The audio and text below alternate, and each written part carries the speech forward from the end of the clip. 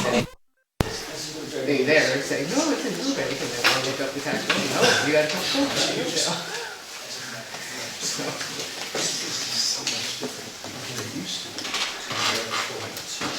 Either way. Back clock, according to my watch, which is supposedly, like many communities' time, slow, so we start at 7 o'clock, and it's 7 o'clock, so we comes to order.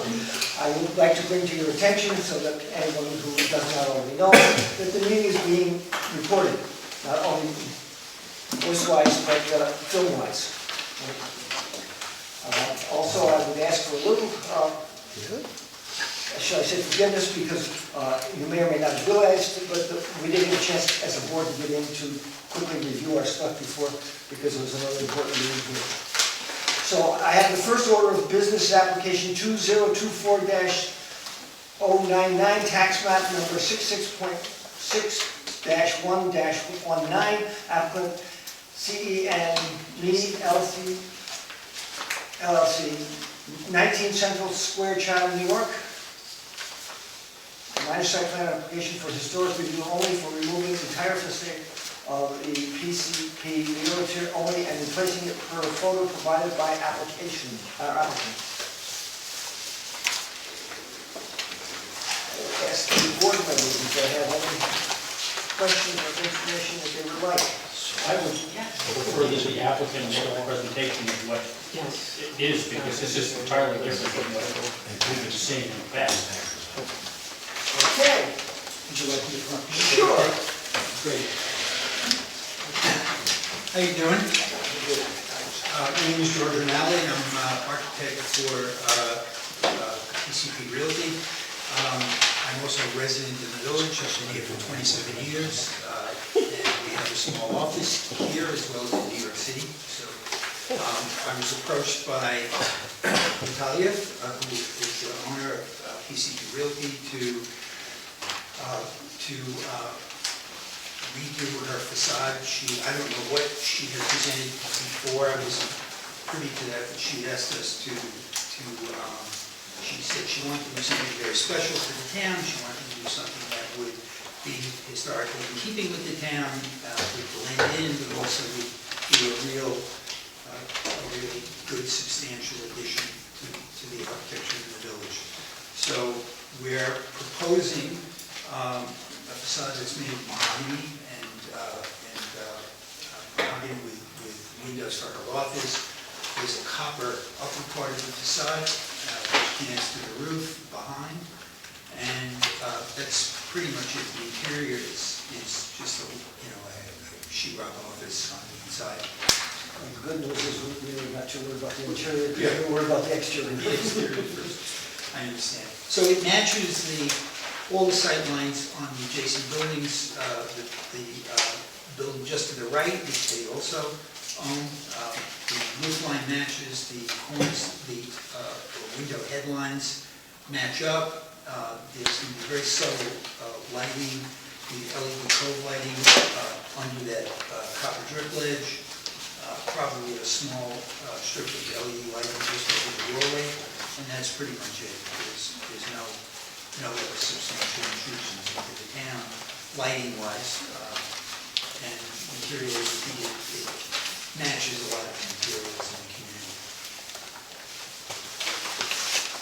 I can show you. This is the wood. This is the hiding for the bulk of the facade.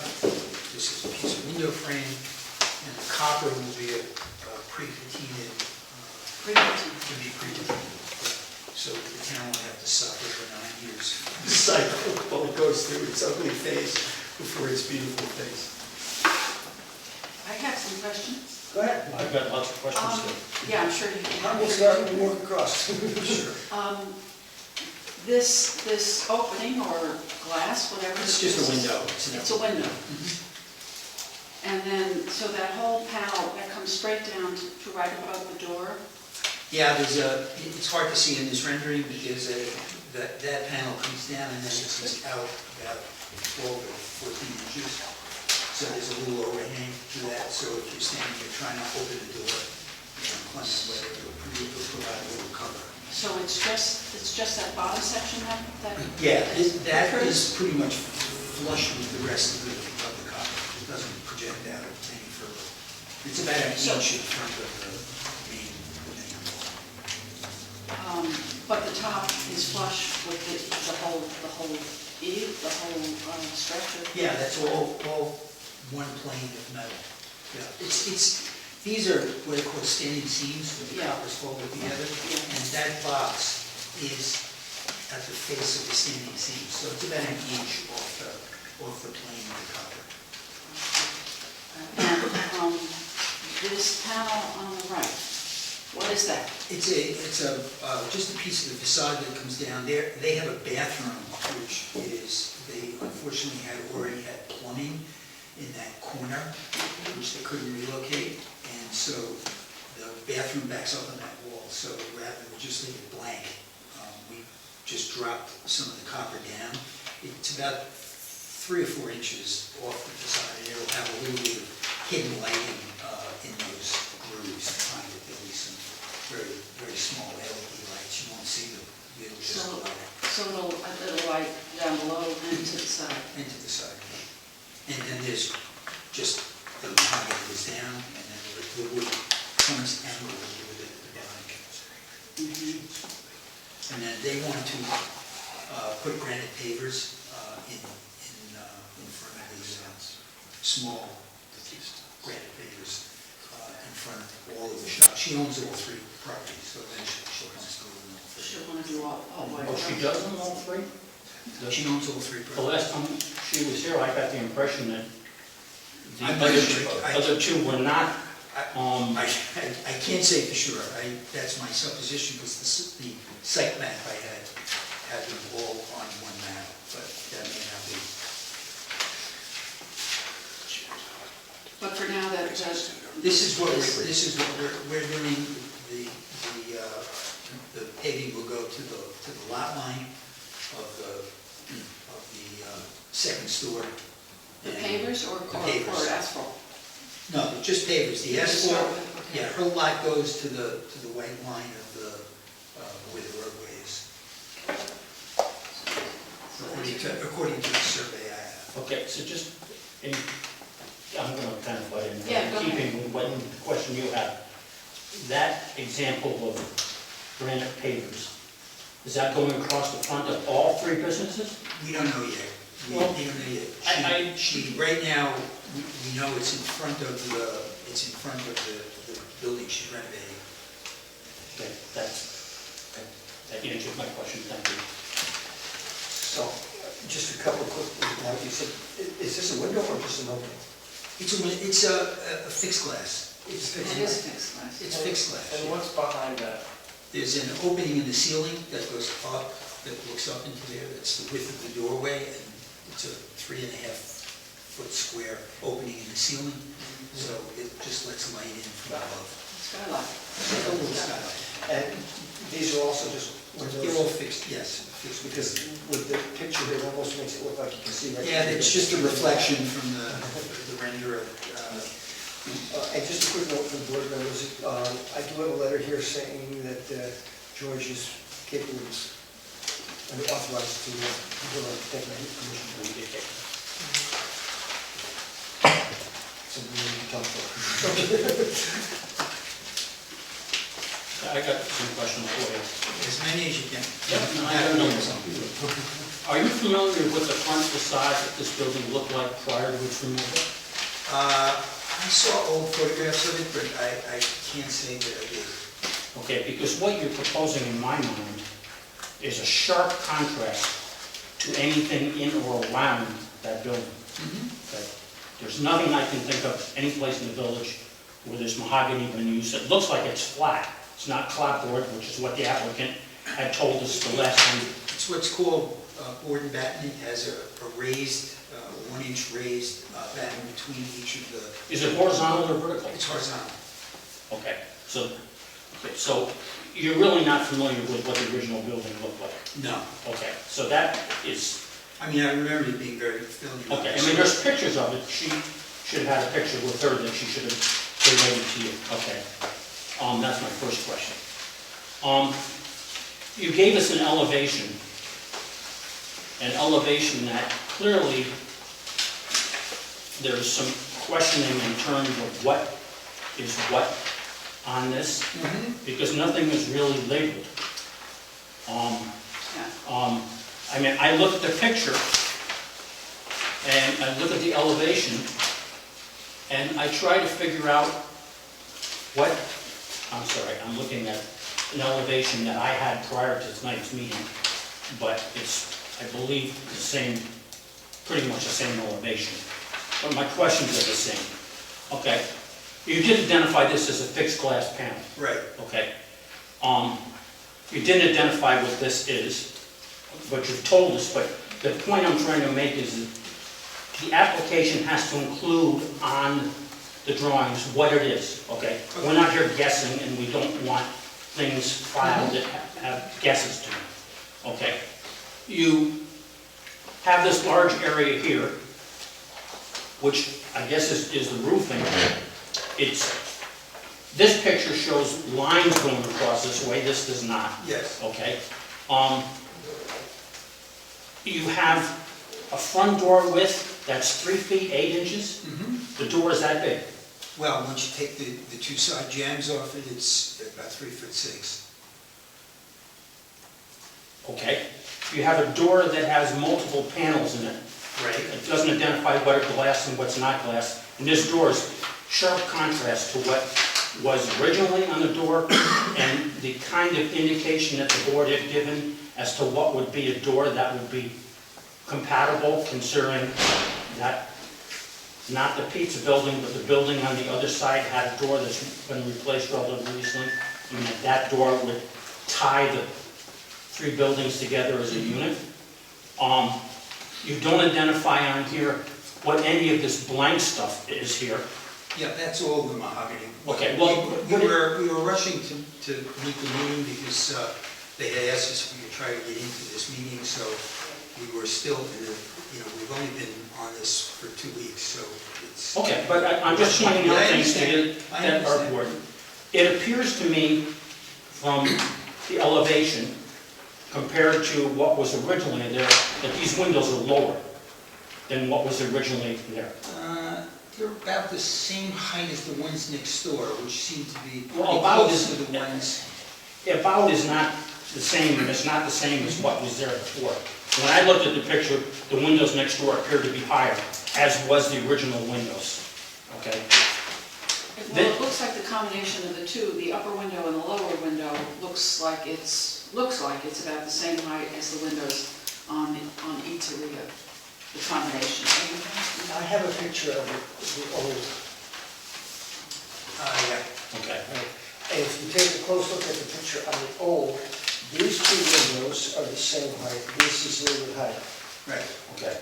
But this appears to be So, lower. all right, so, Okay, I'm just pointing out things that I see. Okay, in terms of windows, the whole concept of when the presentations were made previously, it was one window on each side, not additional windows above. Because from the appearance I get from this is that the overhang came down quite a bit lower than it does on this because it's not an overhang anymore. And that this has been raised higher than what it was originally. Okay, these are all elements that go back to identifying the existing to what you're proposing. Now, I don't know if the other board members picked up the fact that the top is going to be higher than what it was, that there's these extra windows which are not labeled. This is a window here, I'm assuming? yes, it is. Okay, there never was a window, this was just a bigger that way. You have a side, I'm assuming, I'm not exactly 100% sure what this is right here. That's a section through the side. It was- That's the side view of that. It's the side that view panel. of the panel on the The right side. panel. But where's the roof aspect then? Because when I did this, the things don't line up the same. They're off a little bit. No. And then this kind of stops. And I don't understand this here on this side view.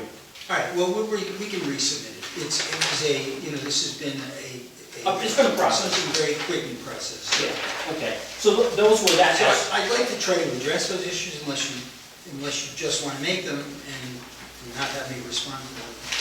Oh, no. Happy to. Let me finish my questions, Go ahead. and then you can respond to all of them. Okay. Let me go back. Okay, so like I said, you need to identify and label on all the elevations, the materials that are being used, and the dimensions in terms of what's going on. Right. I asked you this question, it sounds like you know that. Are you aware that the building is located within the historic overzone? Yes. And how does this relate to the historic overzone being the buildings and things that are around it in terms of materials, window sizes, doors, etc.? Okay. Would you like me to, whenever you're ready, I'll be happy to. Well, yeah, okay. I mean, my first question about explaining the difference between what was there and what isn't, you really, from what I can gather, need to look at the photos of the previous one. I've been here for 27 years. I know the buildings that were there pretty well. Okay, so explain the differences, each one of them, from the prior front elevation to what is being proposed, the overhang, size, materials, etc., the windows, the number, placement, distances above ground, top and bottom of the windows, trim, was one of the things we talked about with window trim, was a flat 5/4 board. It doesn't appear that that's what's being used on here, but it's hard to tell. The door, the style, the design, the size, the hardware, and the area above the door. So we'll take that question. All right, so let me give you a little bit of background about our firm, just so you know where we're coming from. We're a firm that's been in practice for 46 years now. We're a relatively world-famous firm. I have 7 books published. I was on the faculty at Yale School of Architecture for 24 years, and I was the dean of the School of Architecture at City College for 17 years. So we're well-regarded, well-known in the Landmarks Commission. I'm a member of the Landmarks Conservancy in New York City. I'm a permanent board member. So I have 45 years worth of experience in landmark and historic buildings. Many of my historic buildings that we've renovated and restored or renovated and changed are world-famous projects. They're in history books. They've been exhibited in major museums around the world, including Place de Beaubourg in Paris, France, for our calendar school in Newport, Rhode Island. So I come to this with a fair amount of historic knowledge about the buildings. The building that was there is not a work of architecture. It was a rather casual commercial building. It was built in the town, in the village, many years ago. And what we tried to do was to keep the proportions, scale, and size of the elements that were in that building. The copper piece at the top was supposed to be close in association to the mansard roof that was a piece of facade work. It wasn't connected to the roof work behind it. And it's a similar scale device. It's used in the building, and the facade at the bottom is a wood facade. We felt that a lot of the buildings in the town are wood. Some are masonry, some are wood. In this case, most of the adjoining buildings are wood buildings, so we decided to go with wood. And there's different ways of treating the wood. You can treat the wood naturally, as we've tried to do, and make it a very durable material so that it wouldn't be faced with unnecessary painting and repairs over time. We can bleach it and stain it so it's white, like the buildings next door, which will present more of a maintenance issue to the owners, but we can do that. Copper is a very traditional material. It's a long-standing material. It has a 100-year life cycle, pretty much. So maintenance and durability, which are one of the hallmarks of the sustainability effort. The most important thing that we can do today to stave off the climate crisis is to build well. So we try to use building materials that are extremely durable, that can last a very long time, and will provide maintenance-free environment, or as close to that as possible. We've tried to use the same proportions, size, and scale of the windows. We've subdivided them a little bit more because it provides a better scale relationship for us, people who approach the building. So those panel subdivisions allow us to have a more human association to the building rather than just a big fixed pane of glass in there, which is a little nondescript. So all of those are design devices which are helpful to allow the building to have a much closer association to the level of craft and traditions to the rest of the buildings in the town. We make them differently because they're more contemporary, but it tries to make the same associations in detail and joinery that all of the older buildings have done in the town.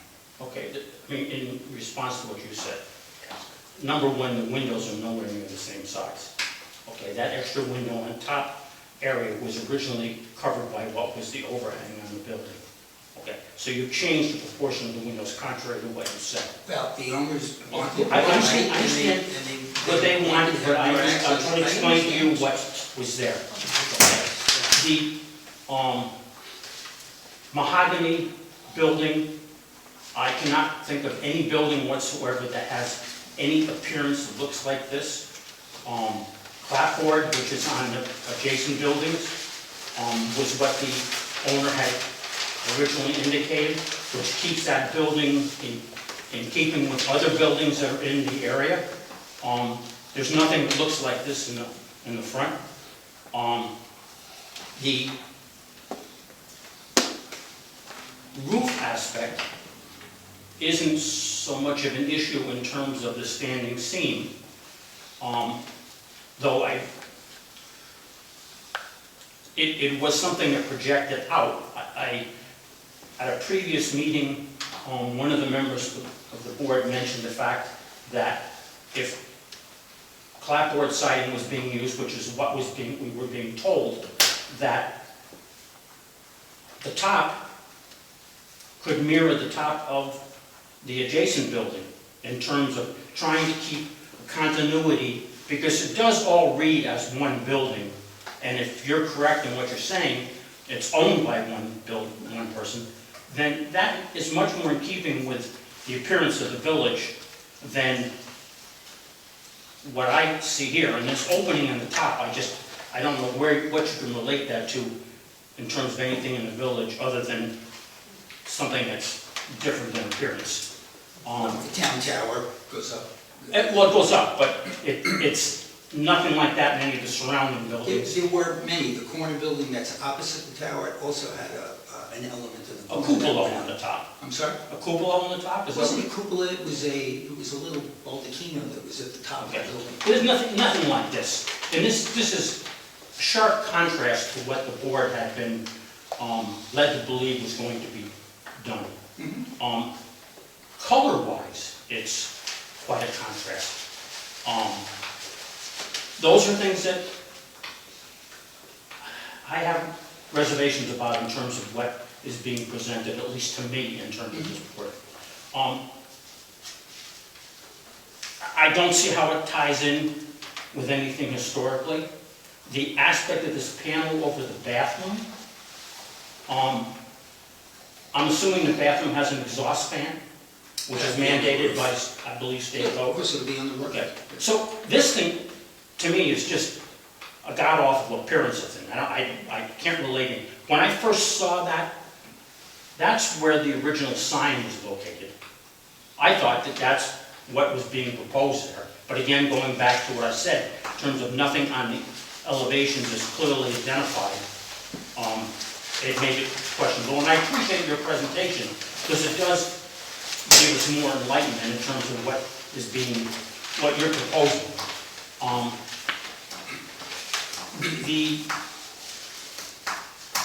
At previous meetings, and I guess I would look at, maybe it's premature in terms of, I don't know how the other board members feel about this particular facade, but the applicant was required to provide numerous manufacturers' cuts, colors, product things, all that were identified in the minutes of a previous meeting.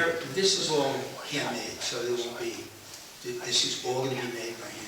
Well, handmade or not, the windows aren't going to be handmade. Yes, they are. But you're not going to have, handmade by whom? Some company? They're going to be made by a Francis. craftsperson I'm sorry. in the town. Okay. So then you will need to identify at least a little more clarity in terms of what's going on. The door is being handmade, everything is being handmade. Yes. Okay. Just so you know, I don't know, you know, we can, I could have brought a lot more presentation material. I have 5 monographs of work published. We're a world famous firm. That's not. So all I want to tell you is we're known for making things by hand. We don't go shopping to do a building. We actually design it. So this is a very elaborate process. It's a process that's by association. We don't make buildings in the 19th century anymore. And we can fix them, we can finish them, but we're making new buildings. And we try to use a feeling association that allows our buildings to sit comfortably. We have articles in the Wall Street Journal, and the New York Times, all over the place about how well our new work sits within historic settings. It's one of the hallmarks of our firm. I understand that you have reservations. I understand that you have questions. And I understand that you may have to acclimate to something that's new. Well, I I can can tell you acclimate with to surety things that are new. that it will fit. You end up in a case that previous presentations have identified the window, that she couldn't order the windows because she was waiting for this approval. So this is, I don't know what happened. We were hired 2 weeks ago. We were asked to redesign the facade. She wasn't happy with what had been done, and we were brought in to rethink it and relook at it and offer something better for the town. So Yeah, Frank, I would just say, it really doesn't matter what you put in before, Yeah. because that's kind of been withdrawn, This is the. and this is the application, which I understand, I'm just trying to relate the questions I have because they're based on what the applicant had previously indicated. well, obviously she's withdrawn that, so I don't think we have to compare this to her previous submissions. I think what we're with saying, the total, you have you're to looking treat this as a at, brand new application. Well, not a new application, but It has nothing to do with the old app, this is a brand new application. We don't have to look at any of the other stuff, we have to look at what this has right here. yeah, and I understand what you're saying here. And I'm just was trying to clarify in terms of, in that there was, It's my turn. Great.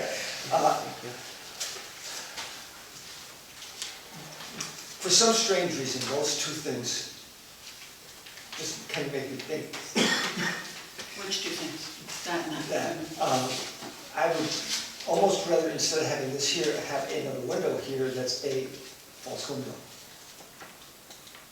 Because then it looks like we tried to even put a frosted window in the bathroom. She would do it. She told me that. So Are you, we didn't want to you leave said you're it. familiar with the buildings. If you go down to the Stewart's, if you look at the one window, it says, oh, it's a beautiful window. And if you look at it, you'll see, yeah, there's a wall behind it. It's what I call false window, just there to make it look good. I almost think that this would almost be better if this was, and if you had like a skylight behind it. There is a skylight on the roof of that. There's a little, there'll be a Behind- little bubble behind that. on top of it. So the part that we can't see behind here. You'll never see it. It's on the top. So when you come into that office, you look up and you'll see that piece of the ceiling will go up, and you'll have like a glimpse of the sky and a glimpse of the, and from here, as you look up, you can see the top of this building, which will look to the dome on the top of this building. I can tell you that as far as the copper, it's not new in one sense to the village. All you do, go down to the Brook Street, you look up at the top of the Reformed Church, and you'll see there's that copper. Yes. Right? I It's- know it's because I was very- involved in putting that copper roof on the church. It's a very common roof, dome and copper roof. And to me, it's replacing this shingle, which is Yes. fine.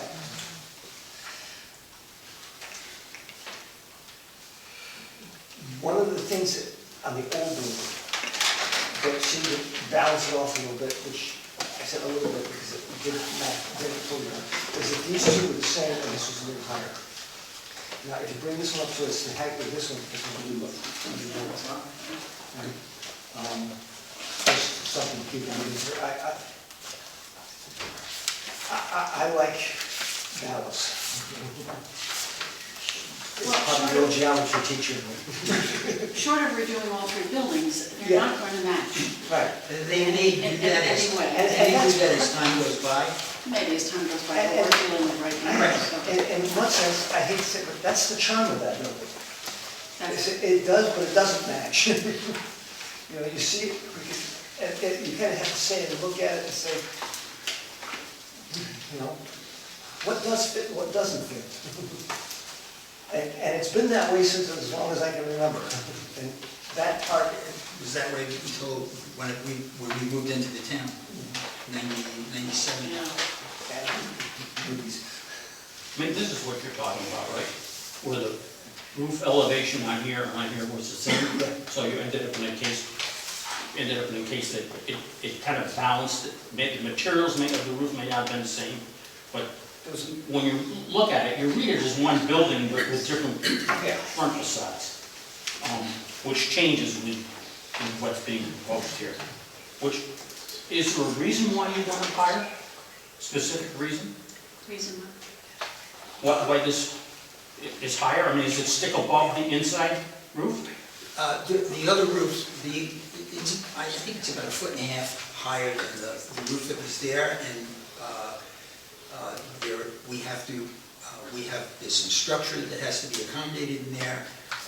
The roof, we wanted to bring the roof up a little higher so we could make sure we had the proper drainage behind it, have enough room for the leg weight of the copper to come over, and be tucked down and folded under the roof.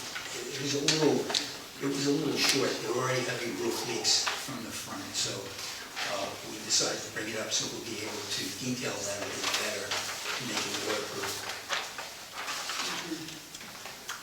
Not being architecturally properly, but I understand in a building like this, you want it to kind of fit in, but you also want to pop out at you and say, You want to do both? right, here I am, Yes. Yes. which is a, We try to balance the new with a feeling of still being part of the old. this is one of the oldest old timers around. It almost strikes me as being almost a little too modern. Mhm. Just, I think that's my looking at it. But It's the same kind of thing The as- building next door is, I mean, beyond banal, it's not even architecture. Just right, but it's, I mean, you're talking about an application of a level of architecture to the building that the other two buildings don't have. if you were talking about putting this in a separate location where it was by itself, it might be viewed differently than when you look at it in relation to what is here, as reading as one large building of which there's 3 components.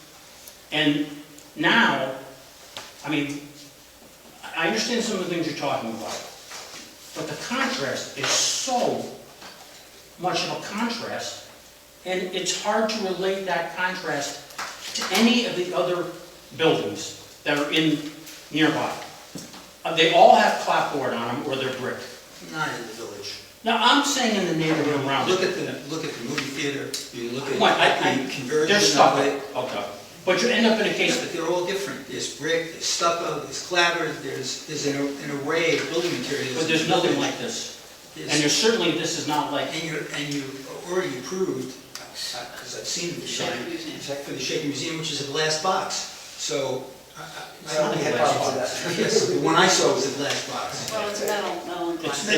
It's been, So, you know, I don't know what if you're gonna make that argument, then everything has to be, you know. no, I'm making the discussion of the fact that this is in sharp contrast to the other 2 buildings that are part of this package. It's in sharp contrast to anything that's immediately adjacent or around it. Sharp contrast. Like I said, if it was something that was, So how do you reconcile the other choice? 'Cause then I really don't understand. what do you mean the other choices? How do you reconcile putting a glass box onto the... It's not, but it's not a glass box. Yes, it is. The rendering I saw was a glass Okay. box. is Well, that the latest rendering, because then we changed that a lot. yeah, I don't know what you saw. It's not a glass box. When they had the fundraiser in Canberra, that's what was presented. It's not a glass It's a box. mix. to mix with materials. Yeah, Yeah. because we said we don't want glass block. And the materials were actually changed a couple times in terms of the exterior materials. You said that this could be a lighter. Yeah, we could use the lighter wood, we could I would almost stain say- it a little. It'd be hard to stain the mahogany, but we can bleach it and make it white, or a kind of white. We've done it before. I would almost think that a lighter would be better. I think that's one reason why it just doesn't. If it were lighter, the roof is gonna really jump out. Yeah. So, But the colors are such a contrast to anything that's immediately near it.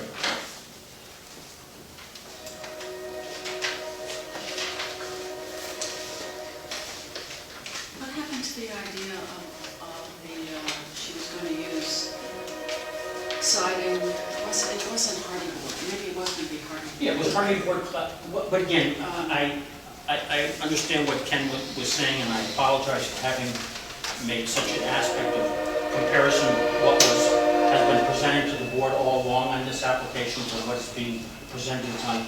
It's a whole different presentation as to what's being included. It's just that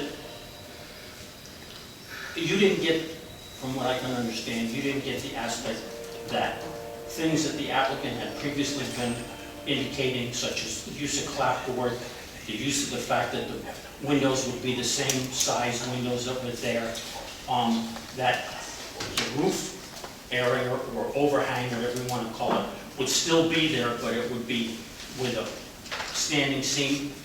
This is such a sharp contrast, which is what we have to work on, but it's a sharp contrast both in what we're seeing tonight and a sharp contrast in terms of anything that I can relate it to in the immediate area.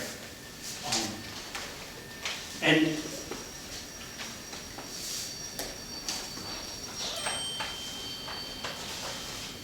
Well, I guess I'm going to ask anything new.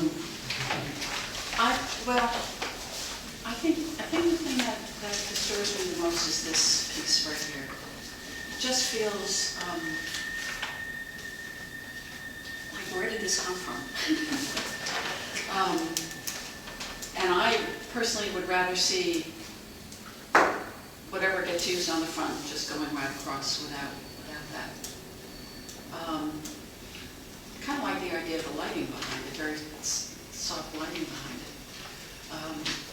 But it feels like, I don't get it, personally, I don't get it. Can I just direct her back to the code? Because, I mean, Yeah. there are code, things are supposed to be determined in relation to the code. It's not, it's not a question of personal response to the proposal. There are questions that need to be addressed for better or for worse. And so the review stands for historic overzoning. It does say in determining appropriateness, the board shall consider the following factors. And that's really what we should be sticking with. The general design, character, and suitability for the property, the proposed alteration or new construction. The scale of the proposed alteration or new construction in relation to the properties, surrounding properties in the neighborhood, texture, materials, and color and their relation to similar features of other properties in the neighborhood. Visual compatibility with surrounding properties, including proportions of the property's front facade, proportion and arrangement of windows and other openings within the facade, roof shape, and the rhythm of spacing of properties on streets, including setbacks. The importance of historic, architectural, or other specific features to the significance of the property. Those are the factors that are laid out in the code. So let's try to keep the conversation around those. And I guess that's what I was trying to relate it to, in terms of the sharp contrast, in terms of adjacent buildings, materials being used, overall appearance, in terms of the historic overzone and what we are supposed to be looking at in conjunction to that. Like I said, it's a building that might be appropriate someplace else outside the historic overzone, but what I see in terms of the windows and doors and materials and that are being used, I find that contrast, too much contrast to what we're supposed to be reviewing in terms of its appropriateness. Anything else?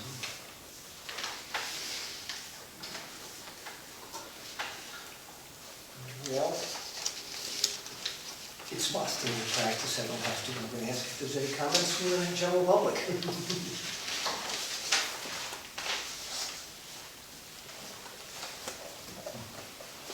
Hearing none?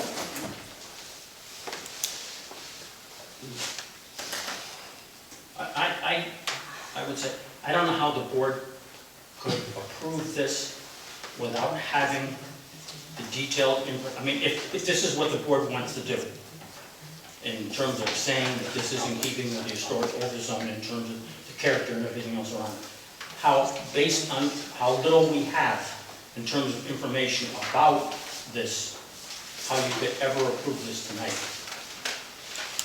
Because so much information is lacking. We were only told you needed an elevation and a rendering. If you would have needed more, we'd have to submit it.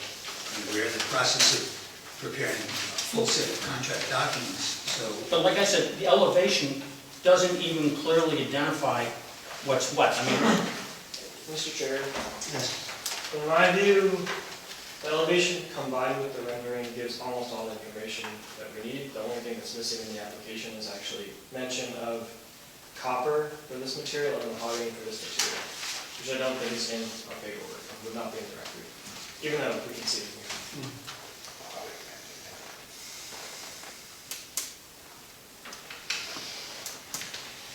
So what's the pleasure of the board?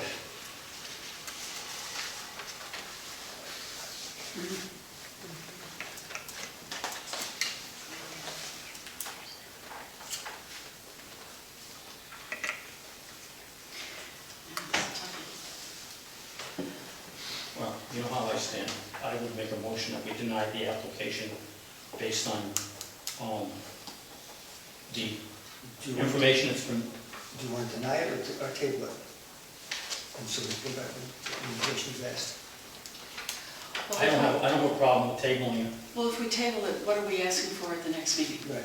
I think the key thing is that looking at what the zoning says in terms of compatibility with the neighborhood, with the features of the neighborhood, with the materials of the neighborhood, that's the key things to me that we have a responsibility for.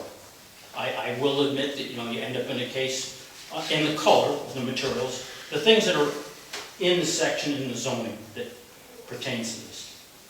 I mean, which color do you pick? Do you pick the black brick of the building that's down the block? Do you pick the red brick of the building that's next to it? Do you pick the cream color brick that's a little further down? Do you pick the pink stucco on the movie theater? Do you pick the bank building, which is metal facade? What do you pick? This is one of the fallacies of how you fit buildings into a context. It's not important that you replicate the material. It's important that it feels in whatever way you can make the association, and it's generally usually not in the same material, that you make the association through feeling. It fits. It feels like it fits. And you can only do that eventually once it's there. We're looking in simulations. She eventually has plans, I think, for these to be redone. I don't think they're going to stay. Visually, there. I understand what you're saying in terms of colors and things. The applicant submits to us what the colors are going to be. Let's get back to the. That's how we acclimate to the town. Right. Let's not get off on that same discussion again and again and again. Do we have a motion in front of the table? I make a motion that we table this application until such time as the applicant returns with a submission that is more reflective of what relates to the historic overzone in terms of the compatibility with the adjacent buildings and how it is addressed in the zoning. Do we have a second for that motion? Having no second, do we have any other motion? Do something with it. It was up to me. I think I would approve this with a few changes. I think the height compared to the third building is not in this picture. They did match, like we were discussing earlier. I think that would help it fit into the surroundings. But I think it's evident that the applicant has thought about the proportions of the building and the way it looks.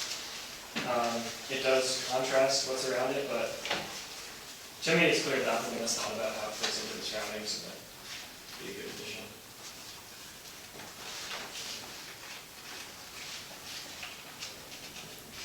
So the motion, Do we have a second, another motion? I'm trying to get the motion, exactly what's the motion saying right now? The motion I is, don't know if that-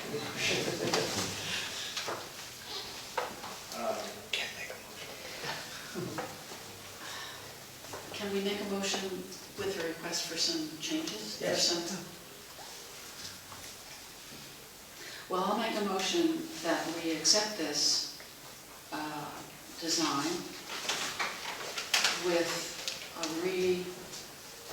Well, you can't- reconsidering. You really do need to kind of get, I'm sorry? I said, in the end, Table it. you need to, you would need to table it to get the changes. You really, if you're gonna vote on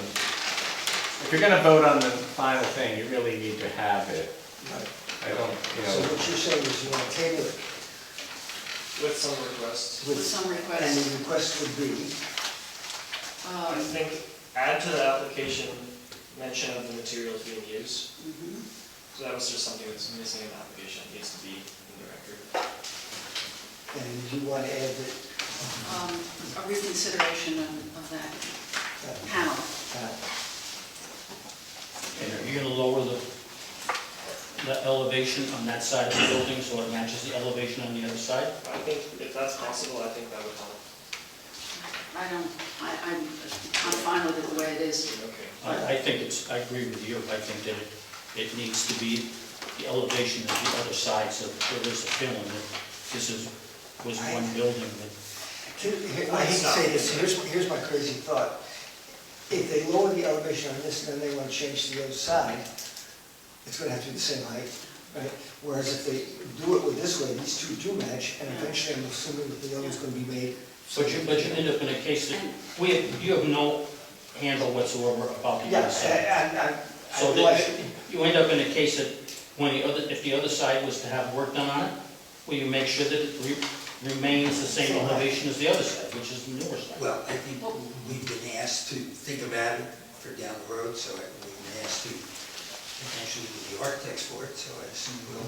But you also said there's an issue with the roof and the leakage behind it, so that's why It you just raised makes it makes it easier to get the roof material under, to get the flesh in.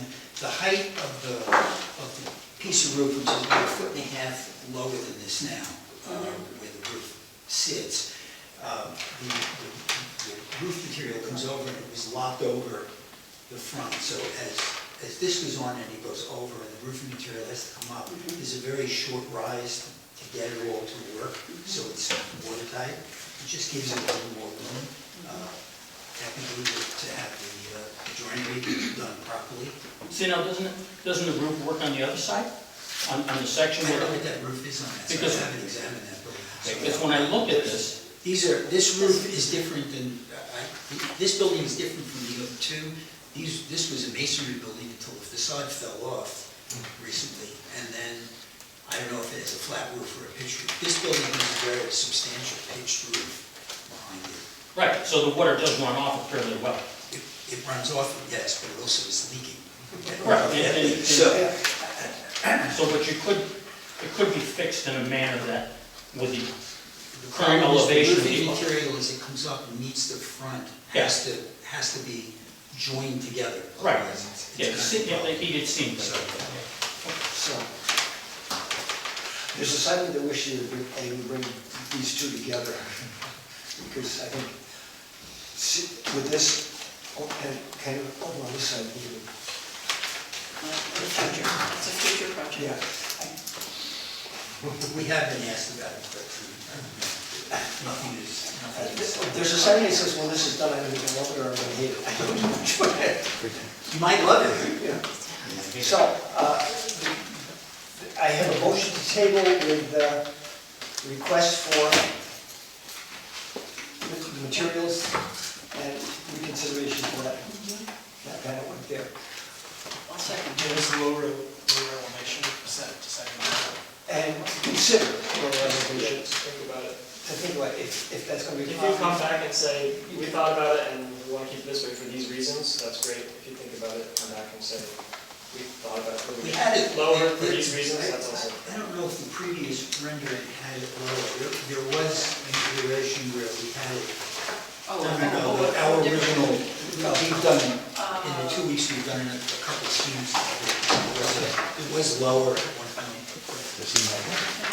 So, do we have any more parts to the tabling motion? Just to be clear, just adding into the application the mention of what the materials are. Yes, we'll And put a then these two legend kind of on that. reconsiderations and about the height of the facade and its decorative element, and how they fit into the surrounding buildings.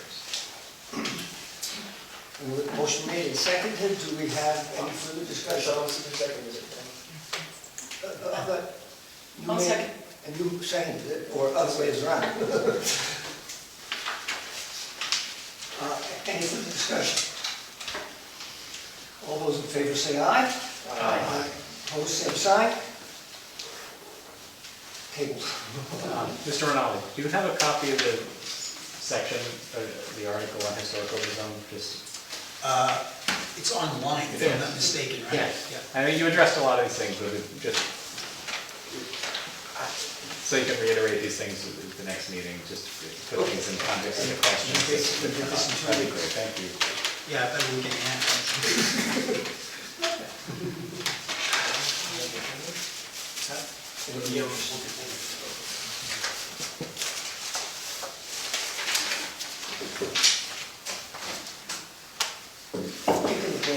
Can you give me a hand on the way? I know. What the limit of that block paving is going to be? Oh, you mean whether it's going across? Right. Yeah, Yeah. I'll ask. You probably should have added that, because it makes a big difference if it's gonna be stopping here, or if it's gonna go all the way down, because it's gonna look like a lot different. Really, there should be a drawing of that too, like a, what do you call that? Looking down. A site plan. With the, just where it is. Okay, Okay, thank you. you're welcome, thank you. So I have, next order of business is application 2024-135, tax map number 66.13-1-28, and I hear that has been removed, so we go on to the third order of business. The 1216 River Street? The 1216 River Street? The one that is going to remove is. Yeah, that's going also. 48 Church Street. So 48 Church Street, he asked us to table it. He's Oh, still table it, working. yes. An extension, that's my note, he's asking for an extension. The other one's been So I guess what we're asking is, okay, but we're going to extend it? Yes. Yeah. We'll extend it to next. Then we can move on to application 2024-01, tax map number 66.6-1-32-100, and 66.6-1-27. Jack Shear. That one's tabled. That's That one's withdrawn. withdrawn. No, it's withdrawn. The one that's been withdrawn. Now, I'm going to mention it so we can say that it's been withdrawn. Now we move on to application 2024-232, tax map number 66.10-3-7. 3 Railroad LLC. Kent Chadwick, Central LLC, 3 Railroad Avenue, Chatham, New York. We didn't need an architect for this. We had a settler.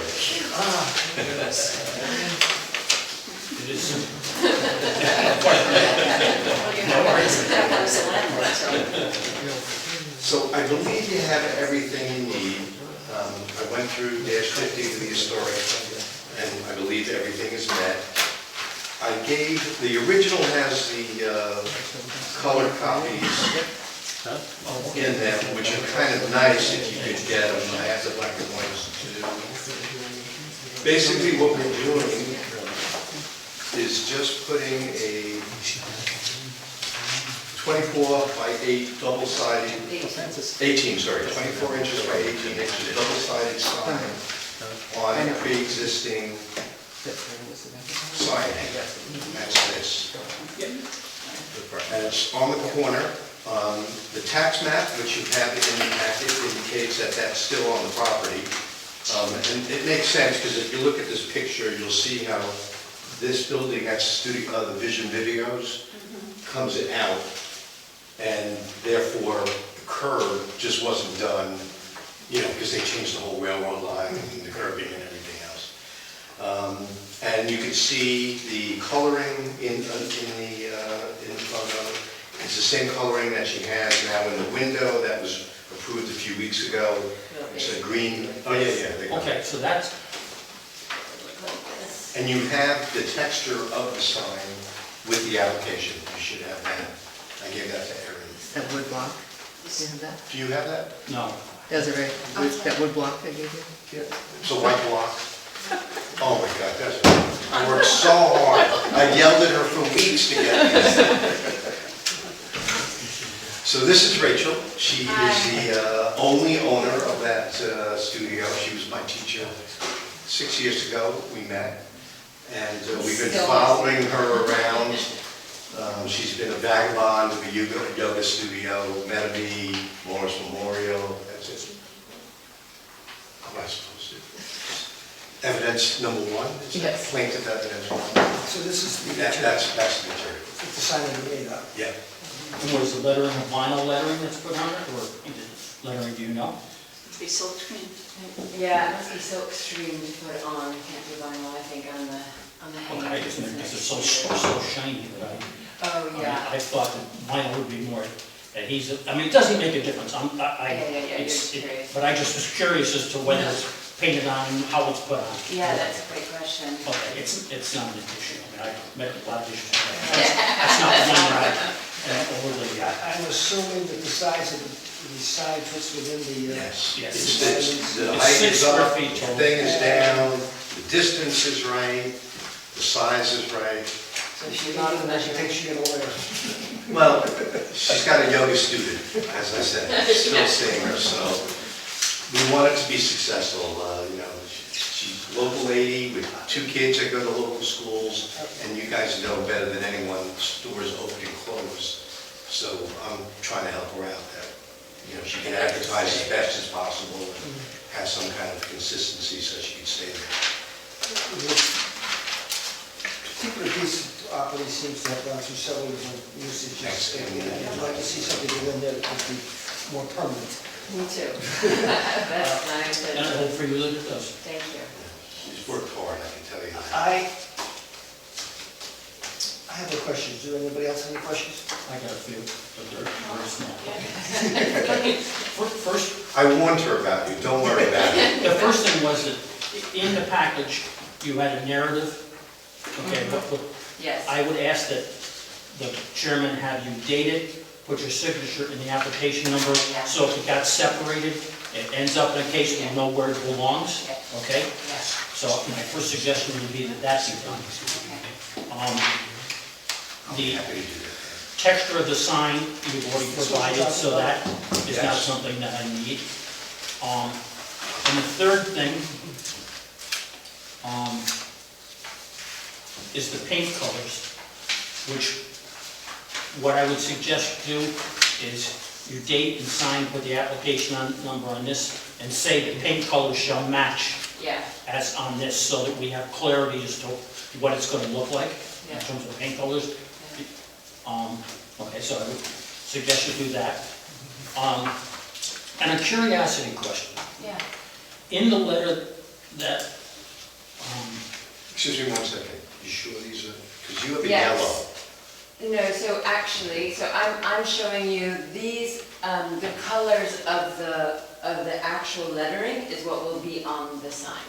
So the sign itself will be a white background? The background is- Right, okay, so So make note of put, that. so put background white, And then these. the remaining colors the same, okay, that's, I got it. okay. I'm just gonna do it right here. Okay, great. And the other thing I kind of had a little question on Sure. was the aspect, it was written in the letter that the window signs have been previously approved. And Your code doesn't need board approval. right, right, So the building inspector, I wanted Erin, I'm sorry, I wanted the CEO to know that we hit the we weren't oversizing maximum for all the signage and everything else.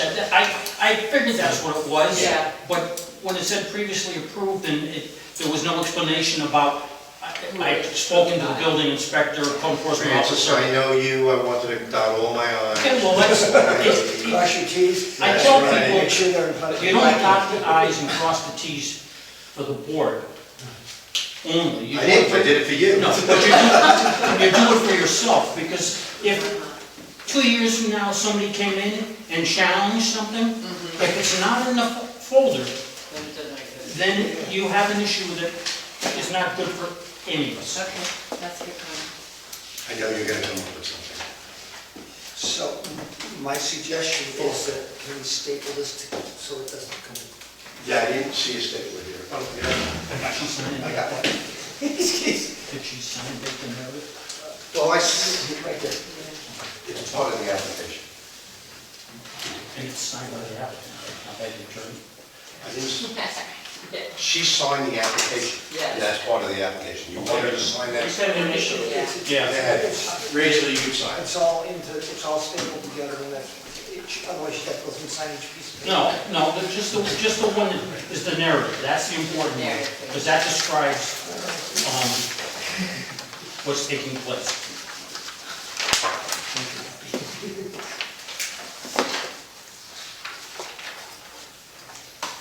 Do you need to notarize? With 3 copies. 7. Per person. A pastille? So it's signed and dated. Okay, anything else? Any questions?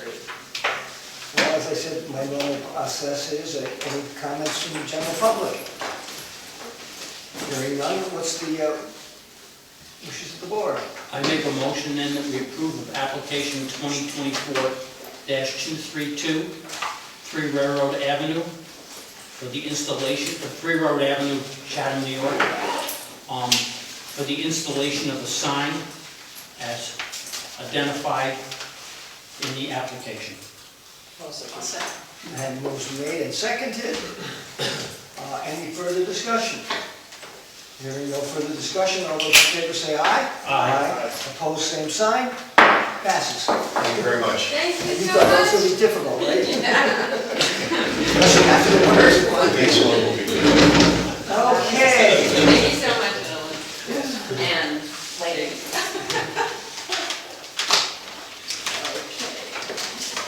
So now up to number 5. Application 2024-229, tax map number 66.13-2-43. The application is 16 Hudson Avenue, Chatham, New York. Applicant is proposing to add a 40 by 60 accessory structure as presented to move outdoor storage items inside the structure in rear of current bakery. Paved area to create additional parking. EOU for denial of accessory use of structures used in connection with a accessory structure or use subjected to site plan review should be subjected to the same approval requirements as the principal structure or use, unless otherwise specified in the charter, and I believe there's an addendum to go along with that. And application presented to the area. Says the same thing.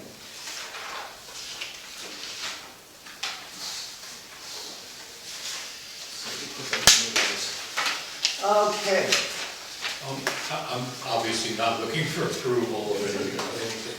It's just a preliminary introduction into what our needs are, give a little background of course, you know from the last time we were at the board that we're having a space problem in the bakery. And a little history, I've been baking in Chatham for over 25 years, and Our Daily Bread, I was an employee of Our Daily Bread, and then I took a teaching job where Dan Herrick was teaching there, and then I took over, I worked for the bakery in the summer to make extra income, and I took over the bakery about 27 years ago.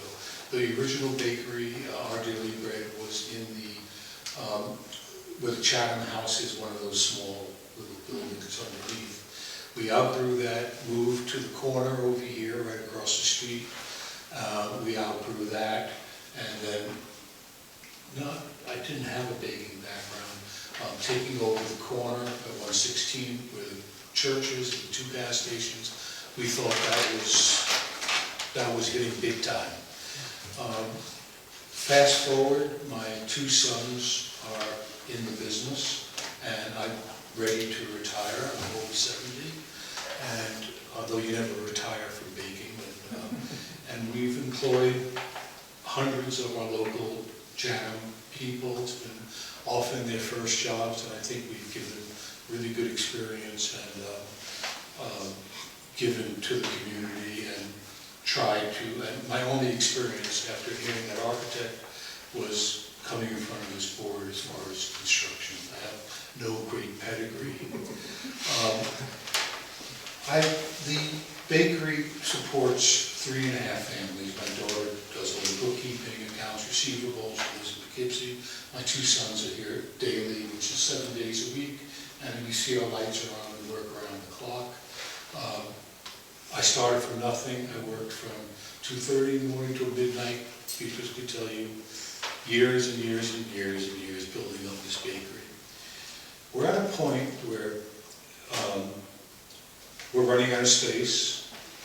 We've looked at other places that fit our needs much better, but what we realized that we've set roots in Chatham, and our workers live in Chatham. Many of them walk to work, a distance from the high school.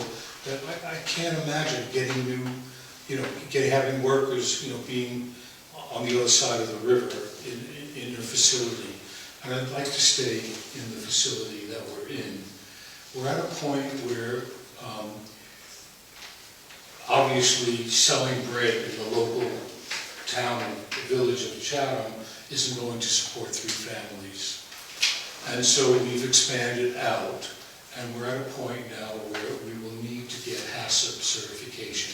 HACCP, HACCP certification, it traces all your product from the material through the baking process. Everything is labeled, every bag of flour, so in case there's a recall, that they could identify where that contamination is. And for that, we need to have a separate room for mixing, so there's no contamination. Temperature controlled rooms for mixing, because it's very hard to get a consistent product when you're mixing in 95-degree weather and you have ovens that are 500 degrees in it. It's the same thing for cooling the bread, so you could then package the bread. So you need to have what's called a traffic pattern, I think, from architecture, a way of having storage, mixing room, proofing room, which is the dough expanding, a baking room, and all this working in a way that is difficult to do in a building that already exists. And so we have a need to build on, and I know that we have a large backyard. I'm somewhat aware of the setbacks, although that's the technicalities to the setbacks to the neighbors. We're unfortunately surrounded by, I think, six houses on either side and the back of us, and we want to be mindful of our neighbors. So what I'd like to propose is to build as large as we possibly can in the back, not just to fulfill the needs of today, but perhaps fulfill the needs of a 3rd generation of bakers. And we love this corner. I mean, I don't want that corner to turn into anything else. I don't want to sell it. I'd like to keep it through the generations, just like I want to keep the beautiful house that and property that we have. And my children are fortunate to love Chatham and have now children. They all have children. I'm a grandfather. And they will hopefully find the same love for Chatham to make them feel like they've spent the best years of their life amongst, it's moving amongst people who we love, a place that we love.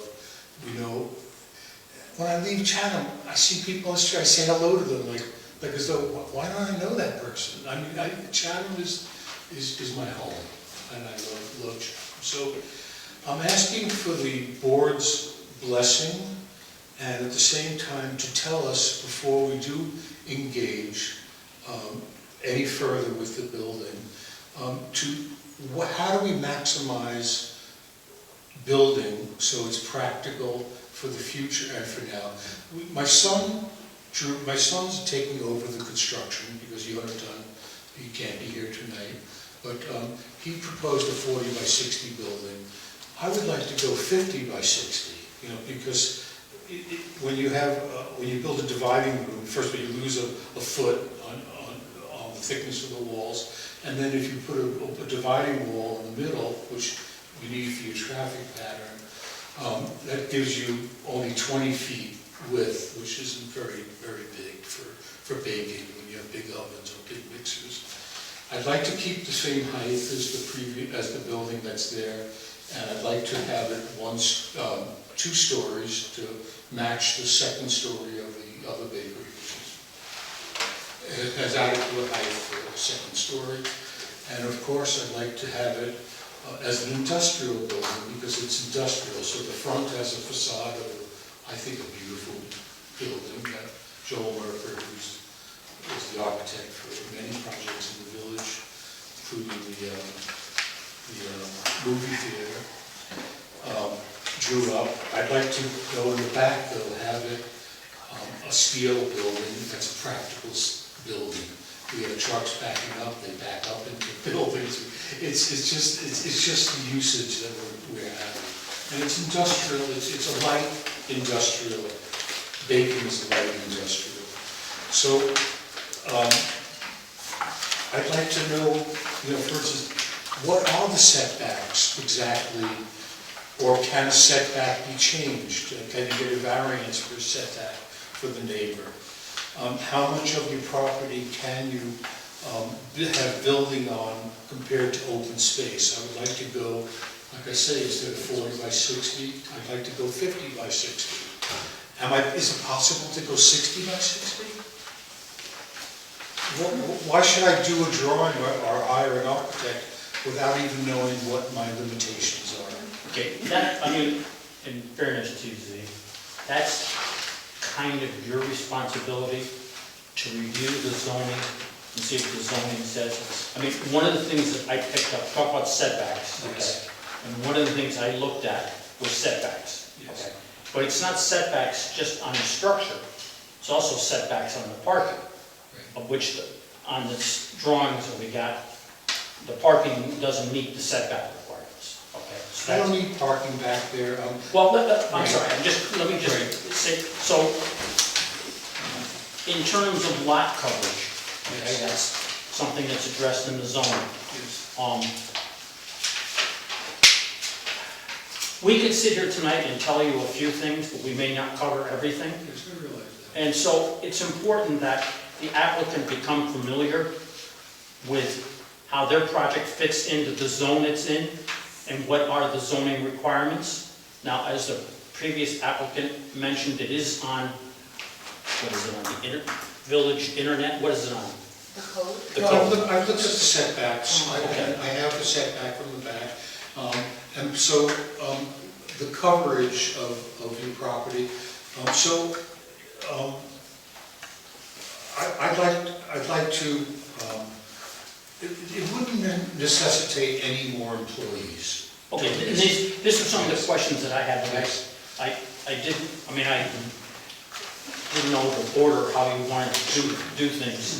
I just wanted to answer that one question. It's just a matter of that I said. getting a flow to be more pragmatic and to be able to meet the HACCP. In fact, just to get the HACCP, it's not like I have the orders yet, because you can't, you can't sell to someone who requires HACCP, which is a supermarket.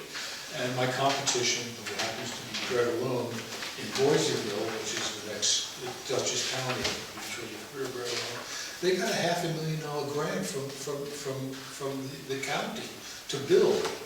And we've done everything, on our own. So, that's also something that I'm asking, the board, if anyone knows of anything happening in the town. I know we're building, Art Omai got money to build. It's something that I will also say, if anyone has a clue, or, I've been too busy working, I don't even know who the mayor is in the town. I mean, I don't know, we just work. In terms of, I'm sorry. I was gonna say, from my perspective, one of the good things that you've got going is, if this is not visible from the front of the street, that's... I've learned my lesson about visibility. The second one is, you're not in the historic zone. That's to your advantage. That was just luck, because I didn't know when I bought the property, what even an historic zone meant. Neither did I until I got on the board. I mean, in terms of the addition, okay, and I don't look at it as an accessory structure because it's part of the existing building that's just simply being enlarged. An accessory structure to me is something that is accessory use to it. But anyway, how that new space is going to be used should have some information written down in terms of text, okay? Because you said something that was one of the questions that I had, was as a result of building this addition, is it going to require new employees, additional work? Okay, that becomes an important element because the board has the ability, based on the zoning, the way I read it, that we can waive parking aspects on various changes, okay? So, another thing is about, you mentioned trucks pulling up to the building, like if there's a change in the number of trucks that come in or where they come in, that would be something to discuss. I have to be honest with you, I don't know, but I imagine it would. I mean, hopefully if you got more volume, you would have more trucks to move it in and out. But it's something which I'd have to grow into. So if I had to answer that now, I'd say no. But but then, like you say, 5 years later, who knows? I mean, it's like saying when they build the Shaker Museum, will I have more customers coming in? Do I have more customers during the film festival? During the street fair, do I have more customers coming into the deli? These are things that I ask other cafe owners. They go, you know what? It's inconsistent. Depends on the weather. I don't have these answers. well, see, I mean, in keeping what you're saying, is what is your current, I mean, you can tell us tonight, but the current delivery aspects of how many trucks you have coming, okay? And in terms of when you identify the uses that are being in here, does it mean that the truck that comes is a bit larger because it's got more boxes of wheat or barrels of wheat or whatever comes in, or more flour, more this, more that, but it's simply a larger truck? Or does it mean that instead of having one truck come once a week, you're now going to have 3 trucks come? But the 3 trucks might not come for 10 years down the road. Exactly, that's probably the reality, because... But they're delivery. They're not... It's delivery, yes. Right, so, okay, and I don't know what you were talking, well, whether it means more trucks in terms of, from your business, that you're going to need more trucks, that you would need space to park them on site? No, it wouldn't necessitate that, because Okay. I try to keep as many, it's an irrelevant question, because I try to keep as many parking spaces open for my customers than for us to utilize it. Okay. So that's the answer to that. I was just saying, it may be that if the business expands enough, what happens is instead of having 3 small truckloads come in, you have 1 truckload come in, that's a tractor trailer tank.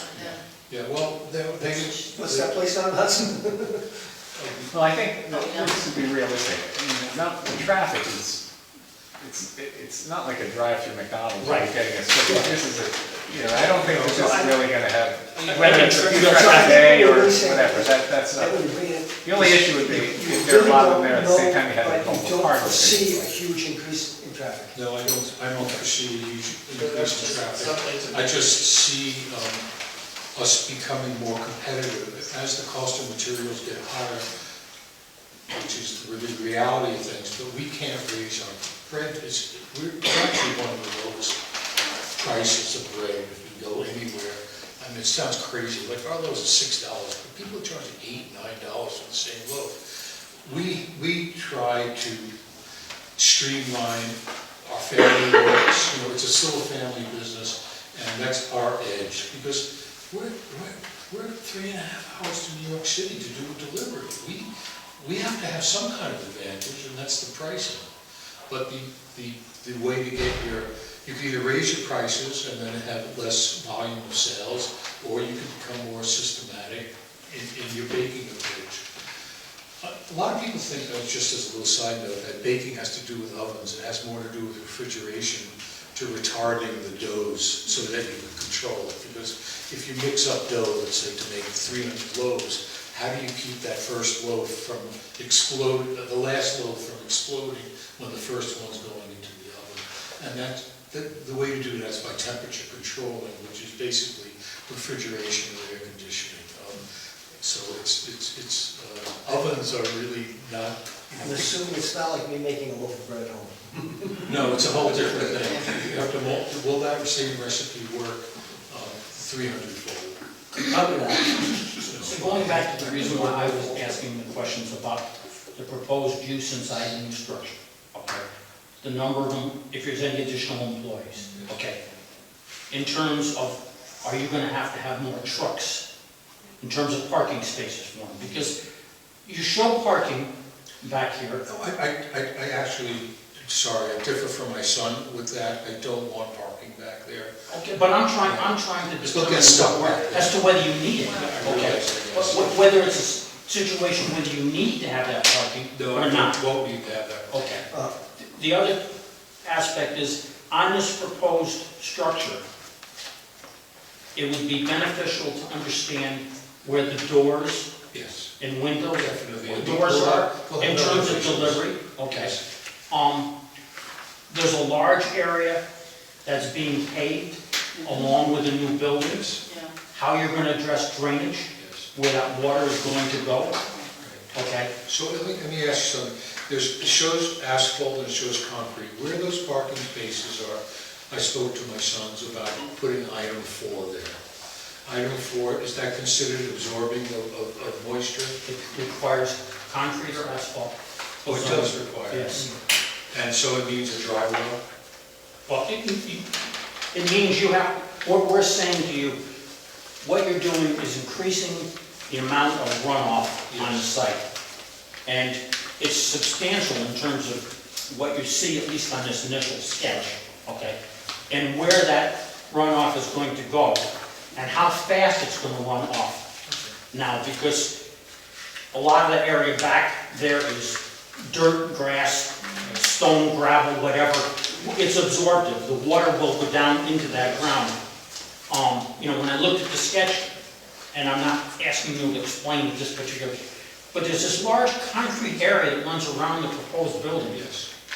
So that's all. So we could drive a forklift from one side to the other. Okay, so that's all And we impervious. found that asphalt and forklifts, Don't work well. they don't work well. Okay, all And right. that's by experience. And so the forklift is not going to be on this area at all? Yes, the forklift would be going from here to try to get deliveries in here. Because right now we're taking deliveries either through the front here or from the side. And it blocks, it's not a good flow. Yeah, but it doesn't solve all the problems. I have a question. Okay?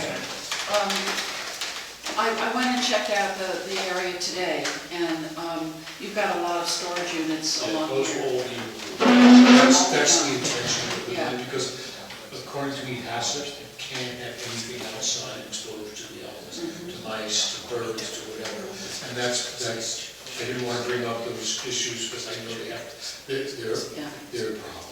Yeah, And okay, you're so, trying, that's one of the major reasons. so this area will be cleared.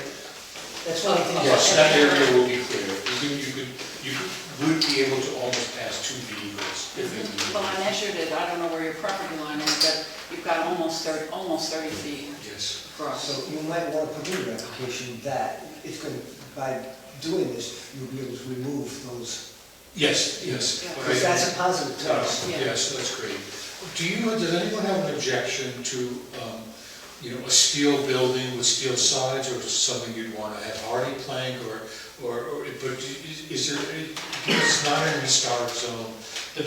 The appearance of the structure, from what I understand, is not an issue in terms of the site plan review.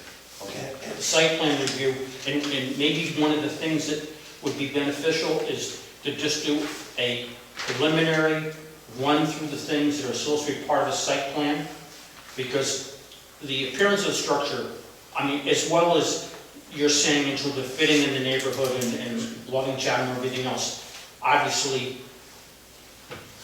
you may not be able to view it from Hudson Avenue, but those properties on Hoffman Street, is that Washington Avenue, excuse me, may feel a little differently about looking at a building that's X number of feet high. They look at the ambulance service, they look at the true value, I understand that, okay. And so going back to, the fire department. going back to asking about the parking back there, one of the things that you should clearly think about, again, considering your neighbors, is landscaping and screening, whatever. If that parking isn't necessary, that would provide you with the ability to soften the view from an adjacent property. There is a fence there. And they have their garages up to the property. Well, again, I'm just simply saying that having a fence there is, if I'm standing in the backyard, if I'm in my house looking out, as you might be able to see. Plant trees. I mean, Okay. that's- I'm just trying- When you're talking about parking, there's the question of what you are gonna have coming and going, but there's the parking requirements of the code. And so, for example, there are a certain number of spaces required based on a number of things. For example, retail or service business, there should be 3 to 5 spaces per 1,000 square feet of gross floor area. For industrial warehouse uses, 1 to 3 spaces per 1,000 square feet of gross floor area. Restaurant, whatever, uses not above as appropriate. So there are standards based on the square footage or such and such, how many spaces per suite have. Now, the zoning board can give variances if they're warranted. So, sometimes then maybe based on the square footage, you need a certain number of spaces according to the code. But if in fact, because of the usage of that space, it isn't going to generate a need for parking, they could look at it and say, well, we can give you some relief and you don't need that. But there are standards in the code. I realize that, and in the original application for the building, we exceeded, I recall, you can go back, we exceeded the table, chair, parking ratio. It could be, it could well be, but just pointing out there are things like that in there. The lot coverage, again, may be an issue because if it's all paved, it's the building and paved surfaces. We started talking about the runoff and potential runoff. Well, this is If adding- you have extra from the previous, if you come in and say, okay, the old area only needs, 10 parking spaces, but we have 20. Yes. Can we apply those extra 10 to this? Right. You can do that. Okay, great. According to, this is adding a little over 1,100 square feet of paved Yes. surface. So I don't know, that's just a. I was saying in this code, Piece of the information. lot coverage, and this varies from place to place, every town or village has some code. Here, the lot coverage is the percentage of the area of the lot covered by a building or buildings, including any open or enclosed porch or carport plus accessory buildings. But here, lot coverage doesn't include paved areas. However, in the site plan, drainage is one of the issues. So notwithstanding compliance with lot coverage, because things are covered by something other than buildings, you do have to, does have to be, the board does have to address where the water is gonna go, if you have impervious surfaces. So these are issues that are gonna have to be dealt with. Now, when I looked at the, sorry. Yeah, actually, just one or two other things too, but it's supposed to have a two-story building. That could, again, sometimes, the idea being, they try to avoid like these ranchy, like, buildings in the industrial You said you district. wanted a two-story, right? Excuse me? You said you wanted a two-story building, right? Yes. So that's, I'd like, mainly just for storage upstairs. Oh, there's, okay. I don't know if it's A changing room for because my. again, they should come up with The the, change, we don't require more bathrooms, we don't require more workers. It's just a matter of just having a luncheon room, a changing room, and these are things for HACCP that they look for. but because you want a two-story building, that's not a problem, because that says you have to have. supposed to have a two-story building. 2 to 2.5, 35 feet high, yeah. Is that a two-story, and it's going to get, requires a two-story, that's. But the roof is the That works. same, when the water runoff is the same on a two-story building as Yeah. as a one-story building. Be nice if it wasn't. Yeah, it's this area covered, it doesn't care if it's one story, two story, or 100 stories. Wait, no, I just want to go back to what you were saying. I'm reading this and I went, this is underneath the density control schedule. Underneath maximum lot coverage, residential. Maximum lot coverage for residential uses, including associated accessory uses. This is not residential and it's not associated accessory use. In all zoning districts, it doesn't say anything about maximum lot coverage for a C2 zone. It does say maximum building coverage for a C2. No, actually, it doesn't even say that for a C2 zone. It has 40%, the C2. Well, I'm not near 40%. Oh, excuse me, you're right, that says 40. It says 40% I- is a good I- number. So that says 40%, so, but that's the only thing I see in there in terms of maximum lot coverage. Yeah, that's what I said. Okay, it's not paved areas or... No, it's not, but I said, but it's not lot coverage, but you still do have to address Drainage. runoff and stuff, so, Total yeah. coverage by all the buildings. Well, One of the things I remember being issued for neighbors last time we talked about this property was noise. Yes, and that's one of the reasons why everything would be enclosed in the building. I need refrigeration, the compressors will be in the building. And we have compressors in the building now, and they haven't complained about it. It's a matter of yeah, that's one of the reasons. And then another thing that can be in good site plan review is about like lights and light pollution. Yes, I know about lights being down. Focus down. and And just not shining. Yeah, my son owns the house next door, so he's got to wear two hats. So keep him happy. Keep you happy. anything else? Thank you for your time. I'm sure you guys are exhausted. Thanks for coming in. Yes. Yeah. I don't think you have to table it. I'm very famous baker in our little village. Can you just explain what it is? You should see my credentials. What is this right here? Full of dough. See, what is this right here? That was the original slab the original owners had. He had koi fish. Okay. And he had he had asphalted that area. So is that remaining or would that be removed? If it needs to be removed, it'll be removed. It doesn't serve any Okay. purpose. It's, I broke off half of it. There used to be a garage. There used to be a two-door garage. I just couldn't figure out what it was. Yeah, I know. Oddball. That was the original asphalt spot. They must have had a truck come by. Thank you for your time. So we'll be back.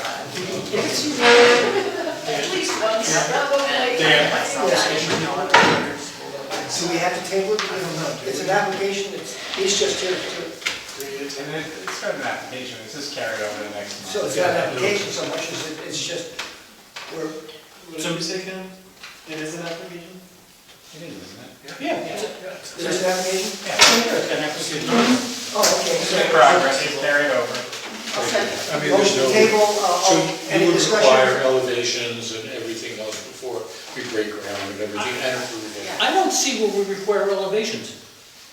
Okay. I'm asking Ken, because Can we just, the site motion to plan, table? does the site plan say you have to have elevations? Let's keep this on track, and motion to table. Any further discussion? Hearing no further discussion, all those in favor say aye. Aye. Tabled. So, but So off the record, do I need elevations or not? It means that either hiring an architect or just drawing in a site plan and showing you pictures of what you want. well. I mean, like a sign. We need dimensions. Okay, I could do elevations myself. Yeah. Okay, great. Thank you very much. If you can do it, so it meets our approval, yes, if not, Then we have to come back. then you have to. Hold on, let's see what it says. And it might. Thank you, everyone. Have a good night. Thank you. So, Okay, so here, this is a table. table. Okay, any public comments? Good. Approve minutes from September. Oh, I'll make a motion to approve the minutes from September 23rd, 2024. Motion made to approve the minutes from September 23rd, 2024. Any discussion? Hearing no discussion, all those in favor say aye. Aye. Opposed, same sign. Passes. Guess what? We're adjourned.